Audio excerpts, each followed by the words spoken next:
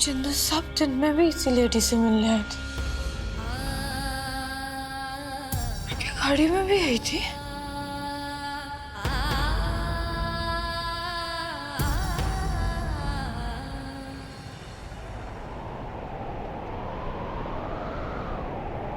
सीधे सीधे बात समझ में नहीं आ रही है क्या? अब जाओ यहाँ से, मुझे तुमसे कोई बात नहीं करनी है।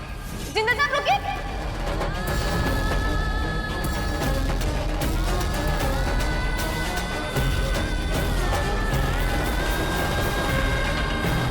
ये बाल किसी बाहर वाली का है। एजे को ना उनकी उम्र की कोई लड़की, या मतलब है औरत मिल गई है।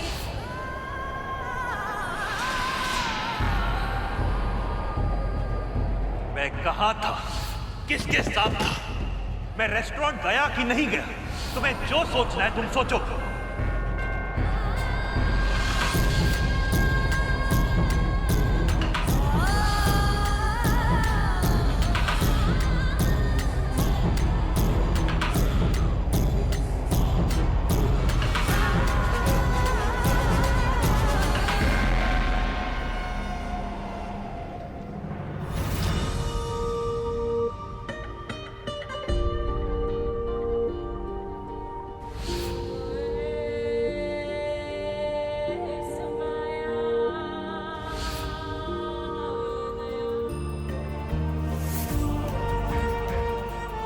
मैं भले ही इस घर से चली जाऊं, आप गुड्डन को इस घर से नहीं निकालेंगे। आप तीनों की जिद थी ना मेरे लिए एक पत्नी और अपने लिए सास ढूंढने की, तो अब इन्हें अपनी सास के रूप में स्वीकार कीजिए।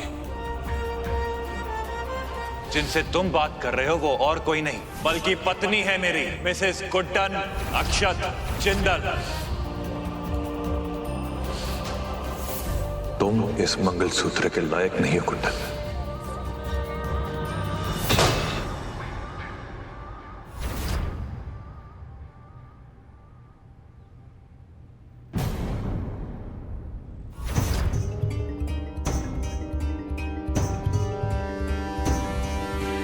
गुड्डन बेटा, क्या हुआ? तू ठीक तो है ना बेटा?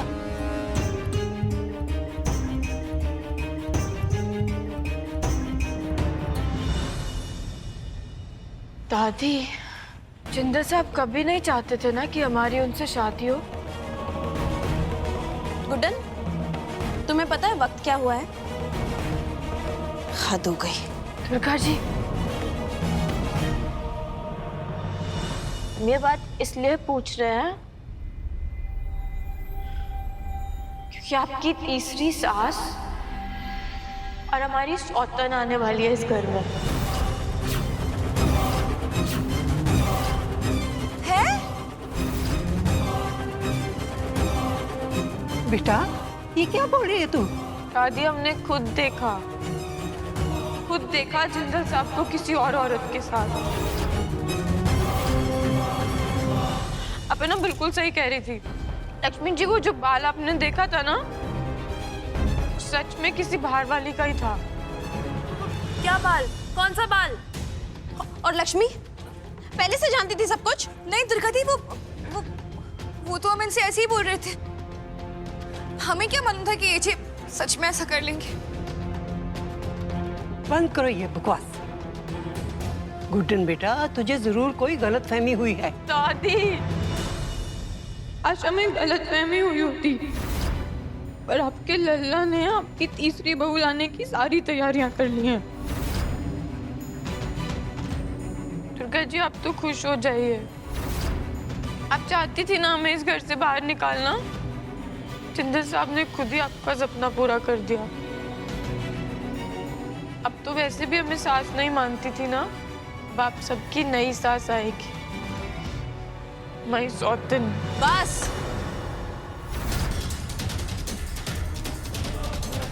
तुम ये जो सब कुछ कह रही हो ना, वो एकदम बकवास है। ये ऐसा किसी के साथ ऐसा हो ही नहीं सकता गुड्डन। हमें भी यही लगता था दुर्गा जी, पर जब हमने उन्हें खुद उस औरत को गले लगाते देखा ना, तो मानो 440 वोल्ट का झटका लग गया हमें।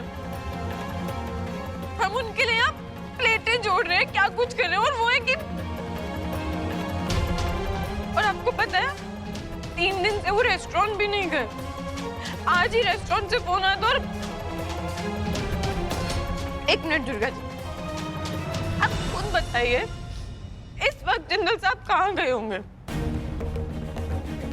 हमारी बात मानिए, जिंदल साहब अभी भी उस औरत के पास ही गए हैं।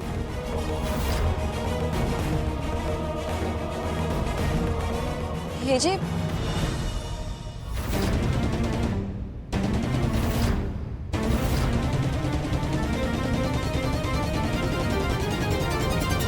सुना ना आपने हमने क्या कहा? बता दीजिए खुद ही कि आप जाते हैं किसी औरत से मिलने। बता दीजिए कि कोई और है जिसे आप इस घर की तीसरी सास और हमारी सौतन बनाकर लाने की तैयारी कर रहे हैं।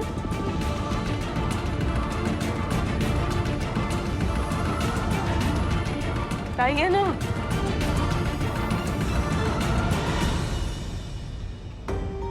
वैसे कह दीजिए कि इसके फालतू के सवालों का जवाब देना मैं जरूरी नहीं समझता हूं। मैं अपने कमरे में सोने जा रहा हूं और ये जो इसके बेकार के तमाशे हैं ना, इन्हें बंद कर दे। I am not interested.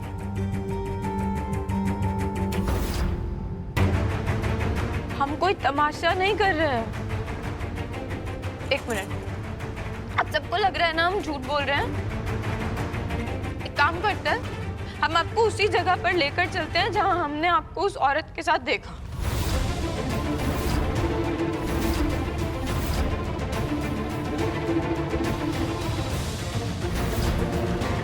हम ये तो नहीं जानते कि आप झूठ क्यों बोल रहे हैं, पर हम सच पे से पर्दा हटाकर रहेंगे।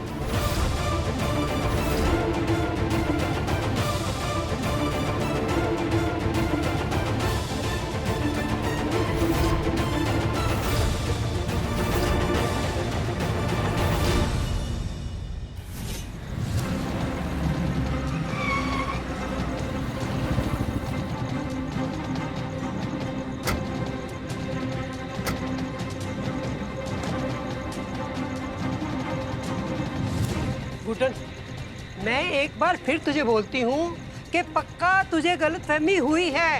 अरे ऐसे जिंदल साहब, आप अब सच बोलेंगे या आप भी झूठ का ही सहारा लेंगे?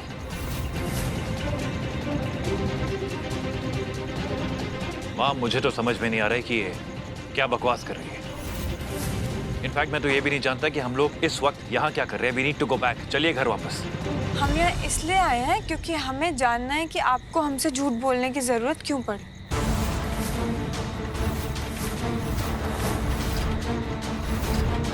दादी, हम अब वो नल खोलेंगे ना, तो उससे वो दरवाजा खुलेगा।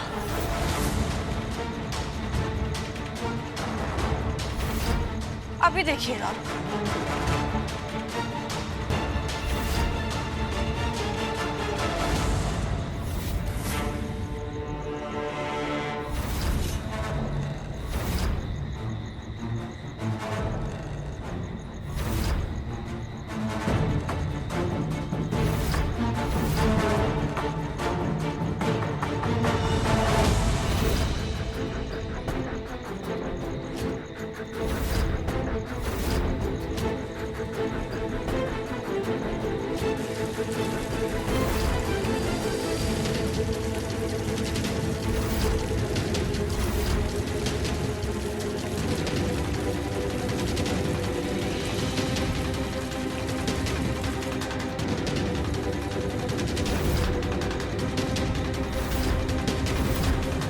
देखा दादी, आपकी लाडली की एक और बेवकूफी।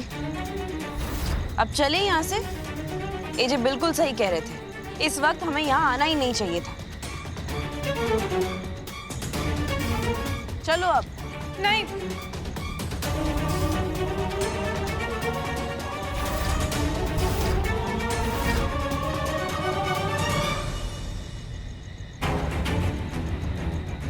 जब तक हम सच साबित नहीं कर देंगे ना, हम में से कोई भी यहाँ से नहीं जाएगा। आप लोग मानिए हमारी बात, ये दरवाजा खुलता है और अगर ये इस नल से नहीं खुलता है ना, तो किसी ना किसी चीज से तो खुलेगा ही खुलेगा।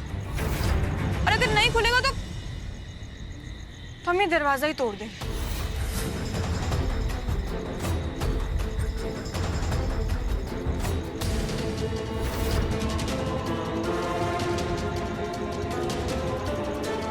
गुड्डन, क्या तुम सच में ये करना चाहती हो? गुड्डन देख, दादी और जिंतल साहब, हम ये करेंगे। हम ये करेंगे क्योंकि हम ये जानना चाहते हैं कि आपको हमसे झूठ बोलने की जरूरत ही क्यों पड़ी। और एक मिनट, आप तो हर मुश्किल समय में हमारा साथ देते हैं ना, तो ये लीजिए। लीजिए और इस दरवाजे को तोड़ दीजिए। वैसे भी आपको तो डरने की कोई जरूरत नहीं है, क्योंकि आप तो सब सच कह रहे हैं, है ना?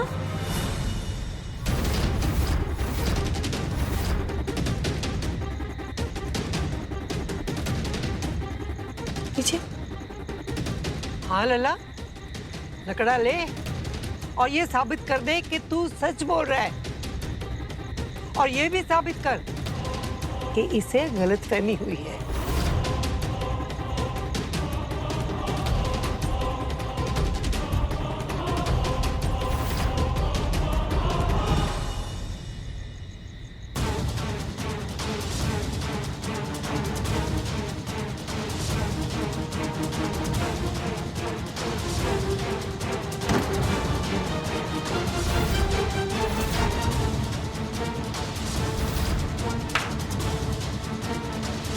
देखा दादी, पहले ही कह रहे थे।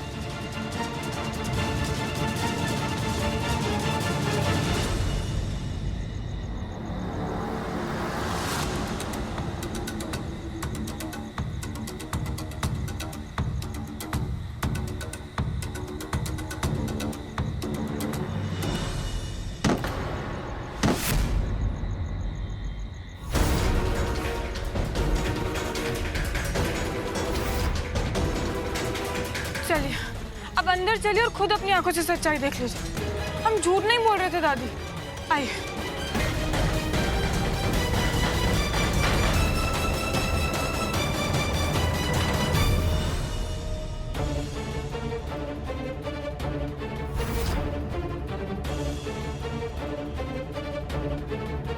यही तो थी।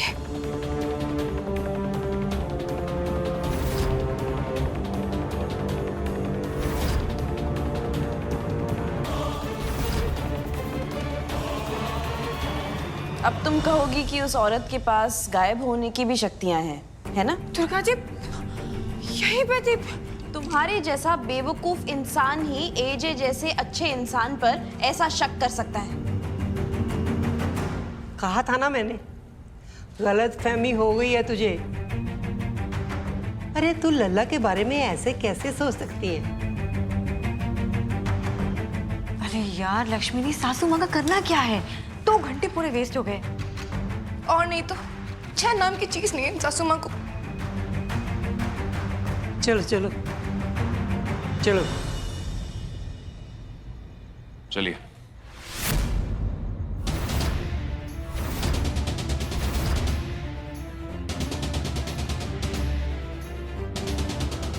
आप तो जानते हैं ना कि हम जो बोल रहे हैं सच बोल रहे हैं।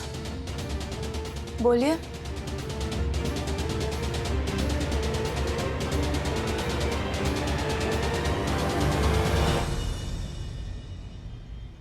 आधा सच झूठ से भी ज्यादा खतरनाक होता है गुड्डन। घर चलो, रात बहुत ज्यादा हो चुकी है।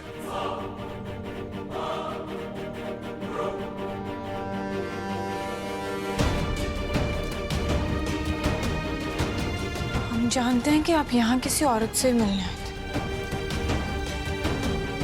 और जब तक ये सच हम सबके सामने नहीं ला देंगे ना, हम तब तक चुप नहीं बैठने वाले।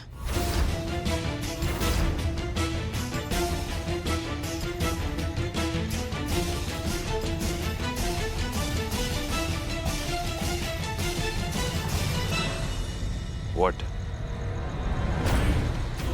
मैं जब से इस घर में आई हूँ एजे, तब से मैंने देखा है, गलतियां और गलतियां करने वालों को आप कभी माफ नहीं करते। आप गलतियां कभी स्वीकार ही नहीं करते, चाहे वो बड़ी हो या छोटी। पर गुड्डन के आने के बाद सब कुछ बदल गया। उसकी बड़ी से बड़ी गलती को आपने नजरअंदाज कर दिया। पर एजे आज नहीं, आज गुड्डन ने जो किया है उसकी सजा उसे मिलनी ही चाहिए। और अगर ऐसा नहीं हुआ तो ये आपका सबसे बड़ा पक्षपात होगा एजे।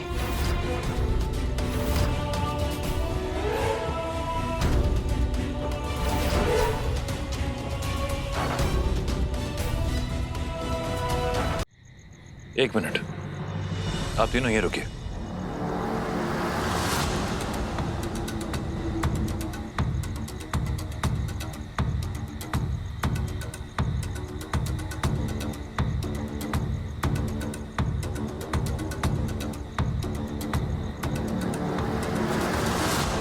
आप दीजिए। लक्ष्मी बहू, आपके लिए भी। और ये एक आपकी। ये एक एक गोली आप तीनों जरूर खा लीजिएगा। क्या ना, इससे चैन की नींद भी आएगी और जो फालतू की बातों का प्रेशर आप तीनों के सर में चल रहा है वो भी हट जाएगा। तो खाने के बाद याद से एक एक गोली आप तीनों जरूर ले लीजिएगा। और कुछ एजे, देखिए, अगर सब लोग अपना दिमाग लगाएंगे ना तो किसी भी बात का हल नहीं निकल पाएगा। इससे बेहतर यही होगा कि आप लोग अंदर जाके सो जाएं। मुझे प्लीज अकेला छोड़ दीजिए।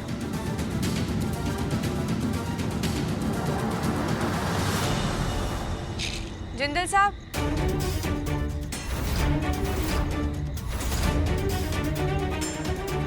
ये गोलियां देकर आप बहुओं को तो शांत कर सकते हैं, पर हमें नहीं। आपको पता है, जब हम 8th क्लास में थे ना, तो हमारा एक बेंच फिक्स था क्लास में। हम हमेशा वहीं बैठते थे क्योंकि वहाँ से हमें ब्लैक बोर्ड एकदम साफ साफ दिखाई देता था और हमें वहाँ बैठना पसंद भी था, इसलिए उस बेंच पर कोई नहीं बैठता था। पर एक दिन वहाँ कोई बैठ गया। हमने ऐसा बवाल किया कि सिर्फ क्लास नहीं, पूरा स्कूल हिल गया। और फिर टीचर ने भी सबको बोल दिया कि ये सीट सिर्फ गुड्डन की है और कोई और बैठने की सोचना भी मत। और हमने भी ना प्रकार मतलब कंपास से उस बेंच पर लिख दिया कि ये गुड्डन की सीट है, कोई और बैठने की सोचना भी मत। उसके बाद से वहाँ कोई नहीं बैठा। फिर आप खुद सोचिए, जब हम क्लास 8th में ऐसा कर सकते हैं तो अभी तो हम इस घर की सास है ना। अगर अब हमारी कोई जगह लेने की कोशिश करेगा तो हमें उसको तो सबके सामने लाना ही पड़ेगा ना। हमारे होते हुए आपकी जिंदगी में जिसने भी आने की कोशिश की है ना, हम उसको सबके सामने लाकर रहेंगे। गुड्डन, एक मिनट, आप हमारी बात सुनिए। अब आप देखिए कि गुड्डन से क्या क्या हो पाएगा। अगले 24 घंटे में हम ये सच सबके सामने लाकर रहेंगे। ये वादा और दावा दोनों हैं आपसे। फिर इन गोलियों की जरूरत आपको पड़ेगी, संभाल कर रखिएगा।